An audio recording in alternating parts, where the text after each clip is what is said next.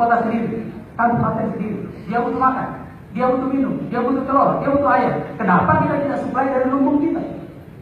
Kita lihat coba kalau mau mendarat di landasan Alugoliu, semuanya hamparan sawah, tetapi kita tidak bisa berbuat apa-apa. Sayang sekali kalau kita tidak manfaatkan.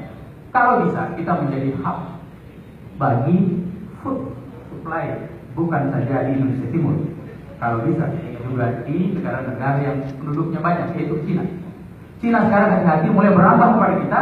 Jangan sampai Cina menanam sawit di Indonesia dan ekspor ke Cina dan dijual. Ini fatal. Di sektor pertanian kita perkuat kembali. Sektor pertambangan kita tunda dulu, urutan yang paling belakang. Karena dia menimbulkan kerusakan yang parah. Bahkan bagaimana kita kelola pasca tambang nanti. Mungkin di agenda saya jawab bisa kita lihat. Kemudian akselerasi infrastruktur. Tidak ada pilihan. Infrastruktur, Pak, membangun infrastruktur mahal dan lama.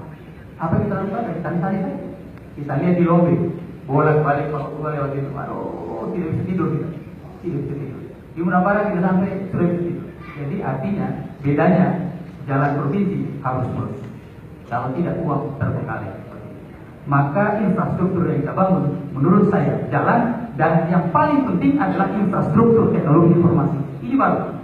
Untuk apa kita melakukan integrasi wilayah yang ada di sini? Di sini dilewati namanya ring Palapa Titu. Ini sia-sia kalau kita tidak manfaatkan. Kita bisa menekan telepon sekarang.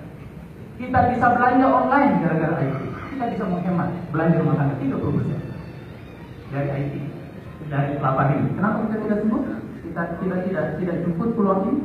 Kalau bisa, kita membangun infrastruktur IT, teknologi informasi. Yang kedua adalah kita tentunya karena memang BNPH juga senjata itu tergantung orangnya. Saya bisa mengatakan itu karena latar belakang saya militer. Jadi semua senjata tergantung orangnya. Semua tergantung orangnya. Maka kalau orangnya baik, maka senjatanya ada. Dia bisa berperan dengan baik. Itu sudah terbukti berabad-abad, bukan saja di Indonesia. Maka kita katakan birokrasi harus beres. Reformasi birokrasi harus sukses. Sehingga kita ditargetkan 2030 kita bisa mengganti negara-negara G8, kita bisa mengganti Kanada, kita bisa mengganti Italia karena potensi kita. Dan sutra ada di dalamnya. Sutra tidak bisa jalan sendiri. Saya setuju dengan pernyataan ini. Tidak bisa.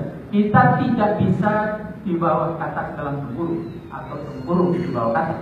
Atau artinya pola pikir kita yang cukup. Kita harus memiliki jaringan internasional. Prasyarat seorang pemimpin harus punya jaringan, punya networking baik domestik maupun internasional.